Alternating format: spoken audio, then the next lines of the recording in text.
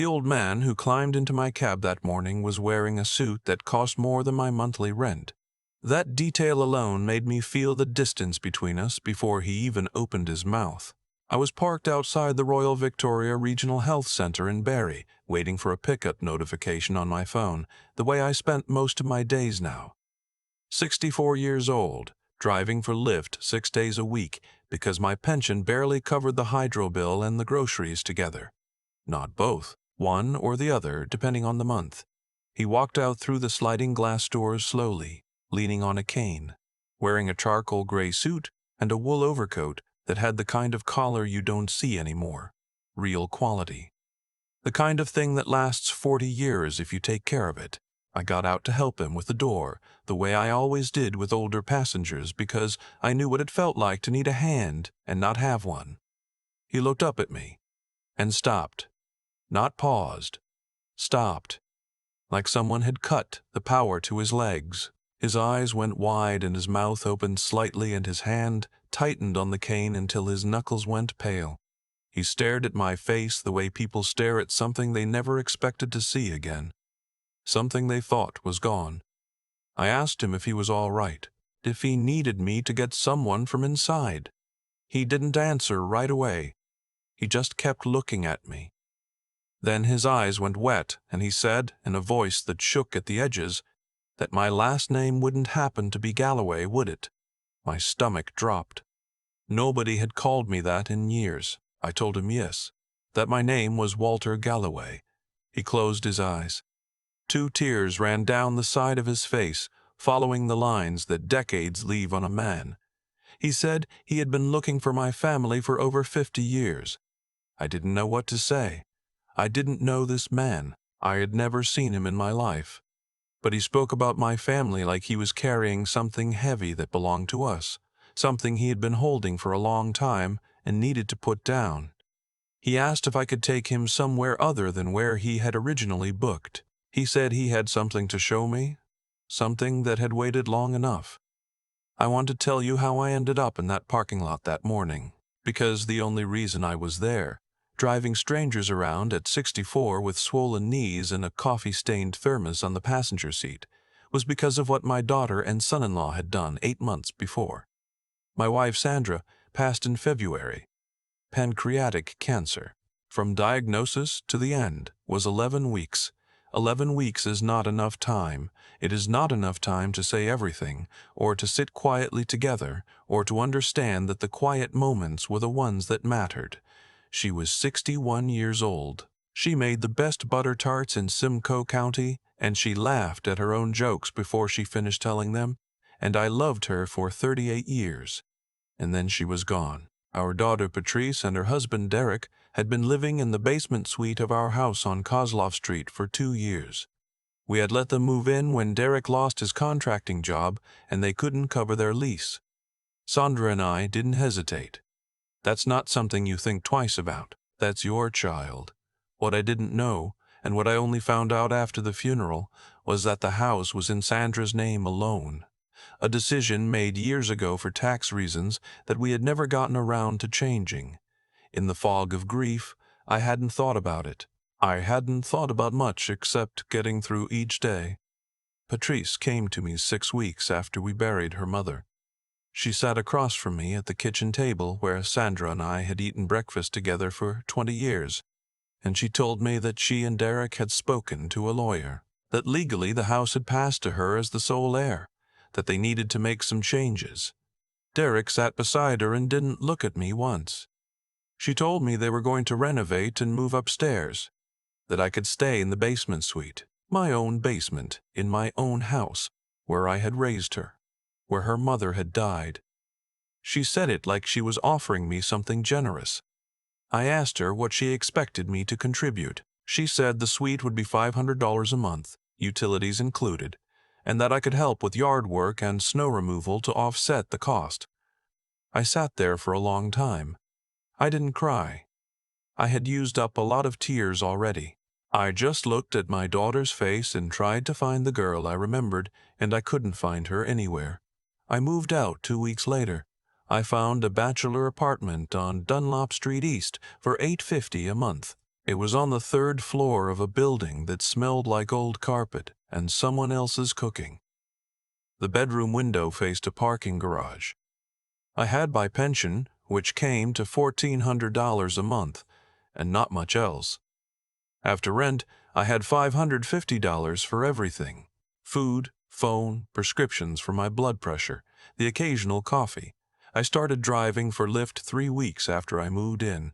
I worked 10, sometimes 12 hours a day. My knees didn't like it, and my back didn't like it, but my bank account needed it. And that was the end of that conversation. The nights were the worst. I had been sleeping next to someone for 38 years, and the silence in that apartment was a physical thing. I would wake up at 3 in the morning and reach across, and there was nothing there, and the nothing was so loud it filled the whole room. I thought about Sandra constantly. I wondered what she would say if she knew what Patrice had done. I think she would have been heartbroken in a way that had nothing to do with the house. The house was just a building. What Patrice had done was something else. 8 months passed. 8 months of early mornings and late pickups and fast food eaten in the car between rides. I had lost weight. I didn't have to lose. When I caught my reflection in the rearview mirror, I didn't always recognize the man looking back. That Thursday morning, I accepted a pickup at the hospital because it was close and I needed the fare. And that is how I came to be standing in that parking lot when the old man in the wool overcoat walked through the sliding doors and stopped like he had seen a ghost. His name was Philip Arsenault. He was 81 years old. He had been receiving treatment at the RVH for a heart condition that his doctors were managing carefully and with what he described as cautious optimism. He had grown up in New Brunswick and built his business in Ontario over 50 years. A mid-sized lumber supply company that had eventually grown into one of the larger building materials distributors in the province, with clients from Thunder Bay to Windsor. He told me all of this on the way to his office, which was in a low building near the waterfront that looked modest from the outside and was anything but inside. He talked slowly, choosing his words. He kept glancing at me like he was checking that I was still there. When we arrived, he asked me to come in. Just for an hour, he said. He had something to show me. He said it in the tone of a man who has rehearsed asking for a particular thing for years and is finally getting to ask it. The office was the kind of room that gets built by a person who works rather than one who decorates. Bookshelves full of actual books. A desk with real wear on it. A photograph on the wall of a younger man standing in front of a building with a handshake and a wide smile. The kind of photo taken the day something important begins. He asked me to sit. Then he walked to the far wall, where a painting of the northern Ontario lakeshore hung in a plain frame. He lifted it off the hook and set it against the baseboard, revealing a small wall safe. Old model. The kind with a dial rather than a keypad. He turned to me before he opened it. His eyes were wet again. He told me that what was inside had been waiting for my family for 53 years. His hand shook slightly as he worked the combination. Left, right, left. A sound of pins releasing. The door swung open. Inside was a manila envelope, thick and soft with age, held shut with a rubber band that had partly perished. He brought it to the desk and set it down the way you set down something fragile. He opened it carefully and laid out what was inside. Documents. Old ones, the paper gone cream-colored and stiff at the edges. Photographs. And what I recognized after a moment as share certificates. He picked up one of the photographs and handed it to me. 2 young men standing outside a building under construction, both of them grinning like they owned the world and maybe believed they did. One of them was clearly a much younger Philip. The other man had my eyes, my jaw, the particular way my ears sit against my head that Sandra used to tease me about. I asked him who the second man was, though I already felt the answer somewhere before he gave it.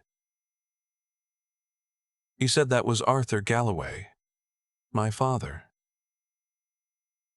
I had to put the photograph down.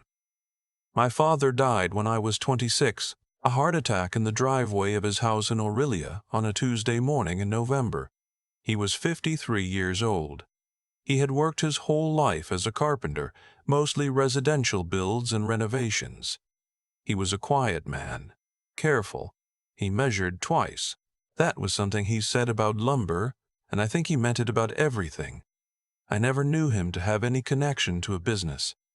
He never mentioned Philip Arsenault.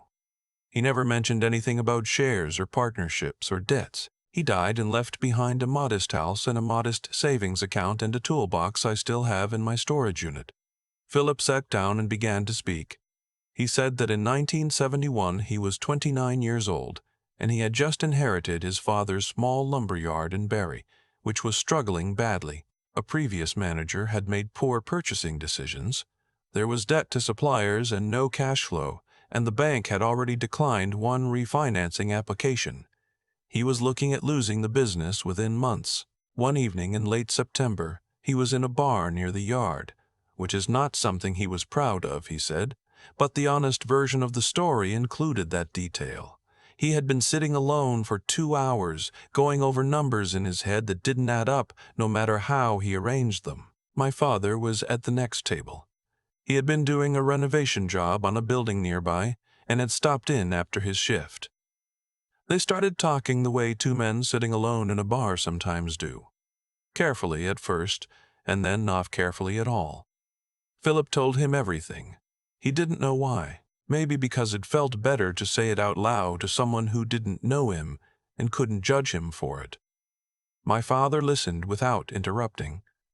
When Philip finished, my father was quiet for a while. Then he said he had some money set aside. Not a lot, but something. He had been saving for years with the idea of eventually buying a small property. He said he could see Philip was a man who would make good on a debt, and that the lumber business in Barrie was not going to fail if it just had a little more time. He said he wanted to help. Philip told him he couldn't accept money from a stranger. My father said they weren't strangers anymore. They'd been talking for 2 hours. 4 days later they met at the CIBC branch on Dunlop, and my father withdrew $22,000 from his savings account. Every dollar he had saved, he handed it to Philip in a bank draft. $22,000 in 1971 in Canada. That was more than most people earned in a year. That was everything. Philip used it to settle the most urgent supplier debt and buy time with the rest. It worked. The yard survived that winter. The following spring he landed a contract supplying materials for a subdivision development north of the city. The business turned. Within 18 months he was profitable.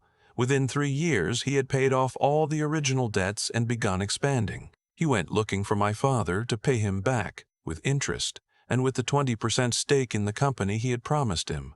He went to the address my father had given him. New tenants. No forwarding address. He tried the Union Hall where my father had been a member. No current information. He hired a private investigator twice over the following decade, and both times they came back empty. My father had simply moved on. No digital trail back then, no social media, no easy searches, just a man who had helped someone and gone back to his life. Philip never sold my father's share. He kept it in that envelope. The business kept growing. By the time Philip had stepped back from day-to-day operations, Arsenault Building Supply had 17 distribution locations across Ontario, a fleet of delivery vehicles, and annual revenues he mentioned without dwelling on. The 20% stake his company had grown around had grown with it. He pulled out a single sheet from the envelope. A valuation statement from an accounting firm dated 3 months earlier. He set it on the desk in front of me and said nothing. I looked at the number. I looked at it for a long time. $4.3 million. That was the current assessed value of 20% of Arsenault Building Supply. I stood up. I don't remember deciding to stand up. My legs just did it. Philip said quietly that there were also retained dividends that had accumulated over the years that were never distributed because there was no one to distribute them to. He had kept them in a trust account. That amount, with compound interest, was an additional $600-some thousand. I walked to the window. The lake was gray that morning, the way it gets in November, flat and still. I stood there and breathed. Nearly $5 million, because my father had believed in a stranger in a bar 53 years ago, and given him everything he had saved, and then apparently never thought about it again. I thought about my father. I thought about his hands, which were always rough, and the way he smelled like sawdust even after he'd showered, and the way he never complained about anything in my memory. Not once, not about money or work or luck or any of the things that would have been reasonable to complain about. I thought about how he died at 53, never knowing that the thing he had done in that bar was still growing, quietly, like something planted and forgotten. I asked Philip why he had kept the shares all these years, why he hadn't written it off or moved on. He was quiet for a moment, and then he said that a man who breaks a promise like that is not a man he wanted to be. He said my father had saved his family's business with no obligation and no guarantee and had asked for nothing except Philip's word. He said his word was the only thing he brought into that bar that night, and he was not going to leave it there. He was 81 years old and sick, and he had just told me the most important thing I had ever heard about my father. His assistant came in, a composed woman named Beverly, and Philip asked her to call the company's legal counsel. He explained to me that transferring shares of this nature involved documentation and regulatory steps that would take a few weeks to complete. In the meantime, he had his lawyer draw up a letter of intent that would protect my position legally from that day forward. He also authorized an immediate advance of $40,000 to be transferred to my bank account the following business day to cover what he called pressing needs, and he said pressing needs the way a man says something when he suspects the situation is more pressing than you've let on. Beverly brought tea, and Philip and I sat in his office for another hour. He asked about my father. I told him everything I remembered. He listened the way someone listens when they've been waiting a long time for the information. He asked about my mother, who had passed 15 years ago. He asked if I had siblings. I told him I had a brother in Calgary and a sister in Halifax, both healthy, both with families of their own. He told me the shares were in my father's name and would transfer to me as his surviving direct heir, subject to the documentation. My brother and sister would have no automatic claim unless I chose to include them. He said that decision was entirely mine to make, and he would respect whatever I decided. I took the photograph when I left, the one of the two young men outside the building. Philip insisted. He said he had a copy, and that the original belonged with my family. I sat in my car in the parking lot for 20 minutes before I drove anywhere. I held the photograph and looked at my father's face. He was maybe 30 in the picture, younger than my son would be now if I had one. He looked happy, uncomplicated, the way people look when they don't know yet what's coming. I drove back to my apartment. I made instant coffee on the stove because I hadn't bought the good kind in months. I sat at the small table by the window and tried to understand what had happened to my day. 43 years I had known my father. 43 years of thinking I understood who he was. A carpenter from Aurelia who worked hard and said little and died too young. I had his toolbox and a few photographs and memories that were getting harder to hold clearly. That was what I thought I had from him. It turned out I also had this thing he had done that he apparently never mentioned to anyone, that had been quietly compounding in a safe in Barrie, while I drove strangers around and ate canned soup, and lay awake in a quiet apartment, missing my wife. I called my brother that night. He's 3 years younger than me, lives in Calgary, works in logistics. I told him everything. He was silent for a long time after I finished. Then he said, "That sounds like Dad." That broke something open in me that I hadn't known was closed. The legal process took 3 weeks. Philip's lawyer, a careful man who had apparently known about this outstanding obligation for years, walked me through every step. The DNA confirmation was straightforward.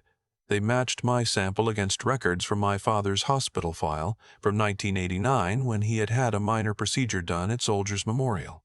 99.8%. The share transfer was executed before the end of the month. I hired a financial advisor recommended by the lawyer. A woman who had worked with family estates for 20 years and who did not use jargon or make me feel slow for asking questions. She laid out my options clearly and we made a plan together. I would sell half the shares at current valuation and invest the proceeds in a low-risk, diversified portfolio. I would keep the other half and receive dividends. She projected my annual passive income at somewhere between $140,000 and $160,000, conservatively. That was more than 10 times what I had been living on.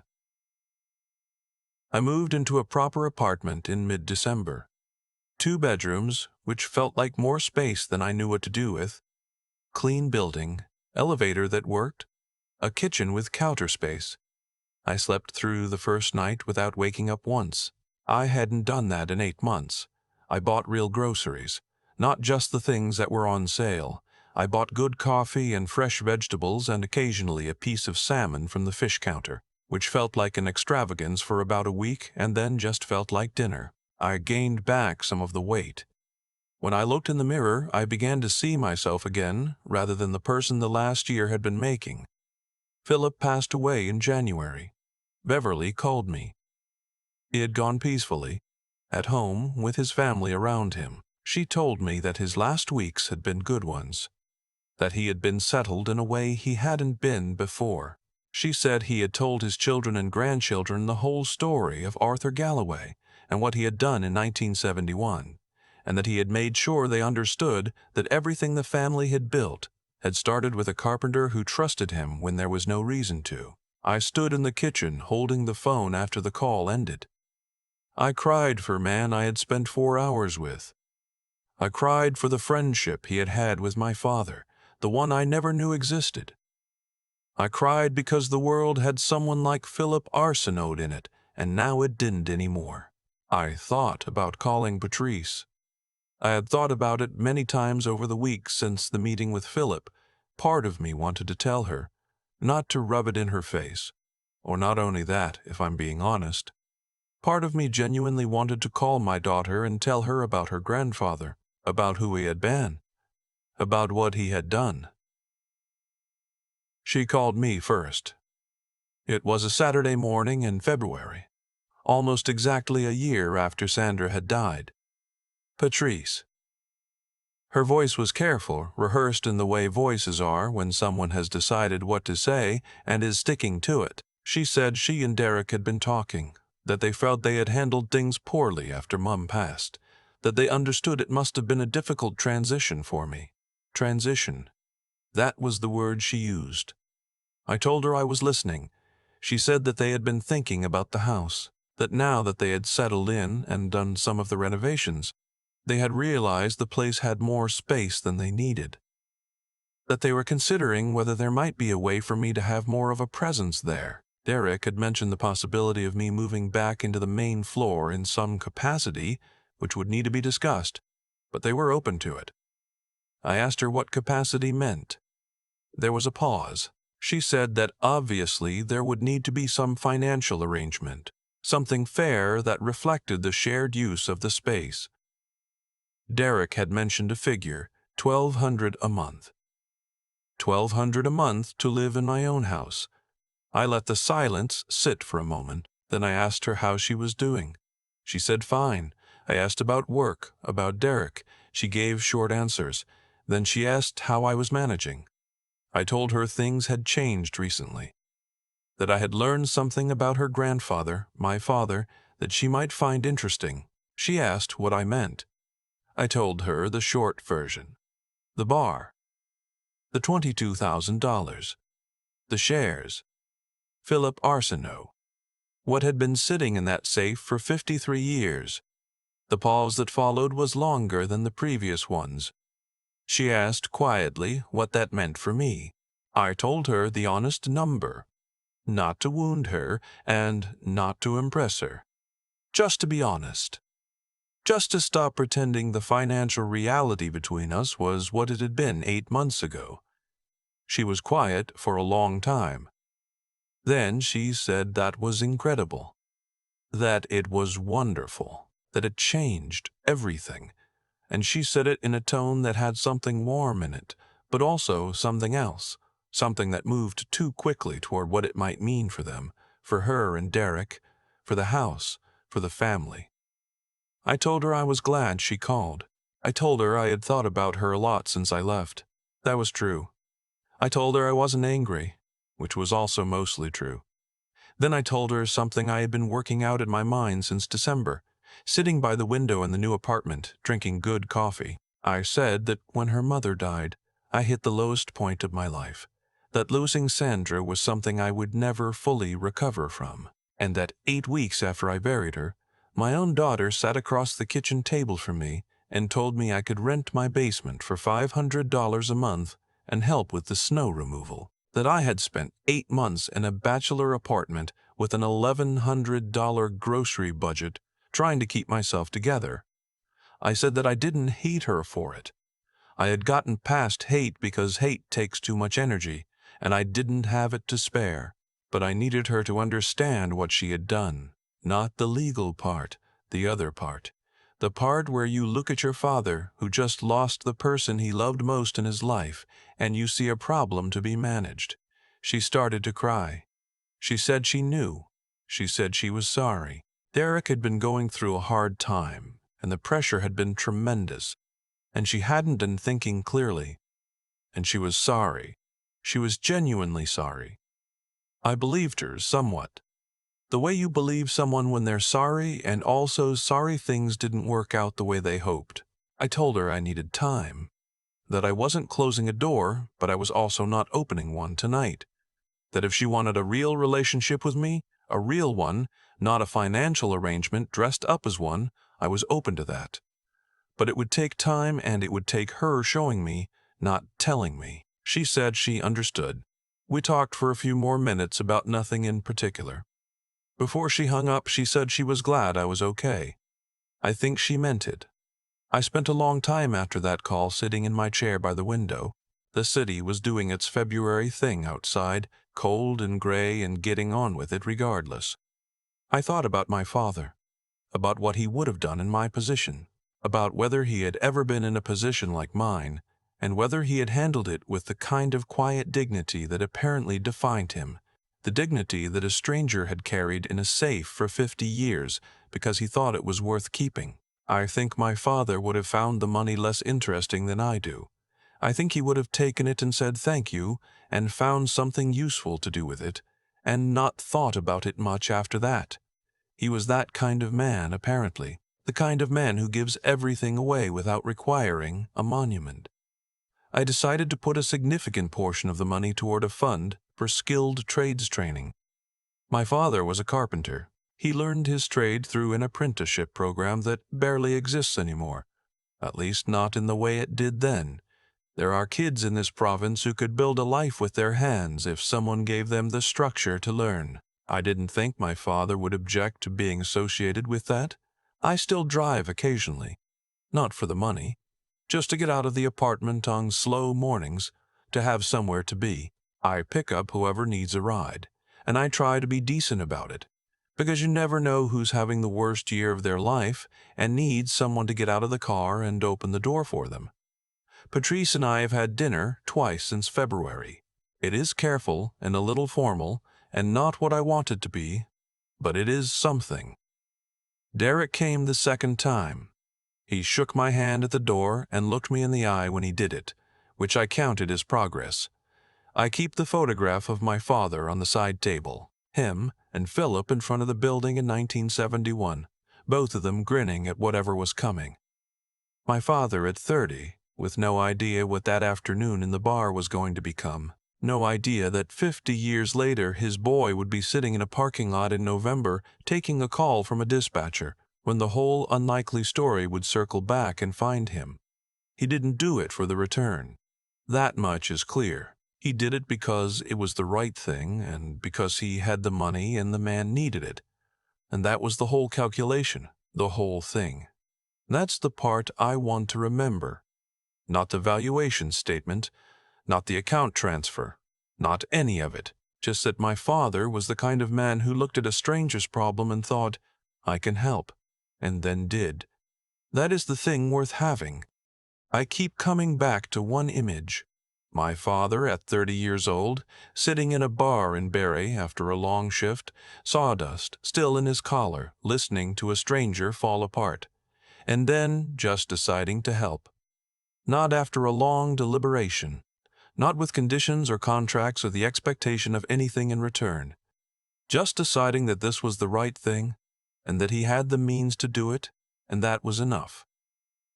I spent a lot of years thinking I knew who my father was. A quiet man, a carpenter, someone who worked hard and said little and left before I had the chance to really ask him anything. What I didn't understand until Philip sat across that desk from me was that my father had a kind of knowledge that most people spend their whole lives reaching for and never quite getting there. He understood that how you treat people when nothing is guaranteed, when there's no audience and no reward, is the only thing that actually defines you. Not the job title, not the square footage of the house, just that. I think about the months before I found out about any of this. The bachelor apartment on Dunlop, the canned soup, the rides I picked up at 6 in the morning with my knees aching and my thermos going cold. I was surviving, but I was doing it with my head down, shuffling through each day, just trying not to fall further behind.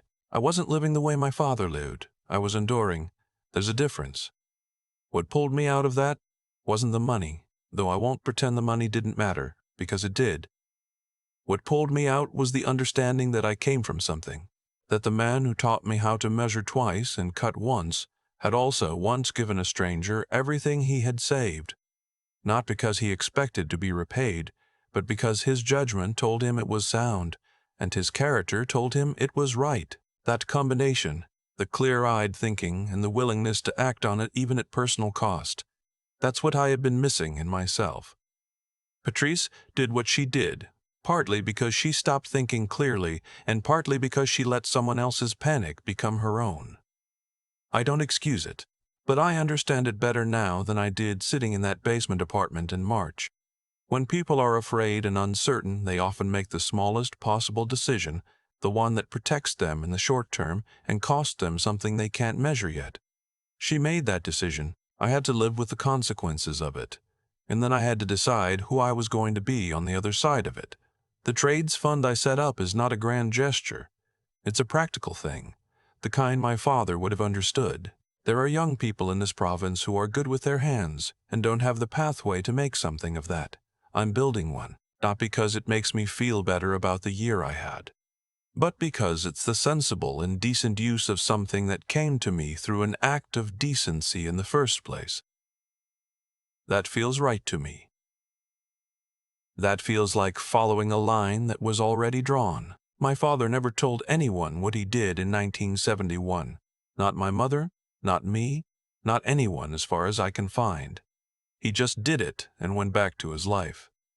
I think that's the detail I find hardest to absorb and most worth holding on to. The doing of a thing without needing it, witnessed. That's a kind of strength I'm still working toward.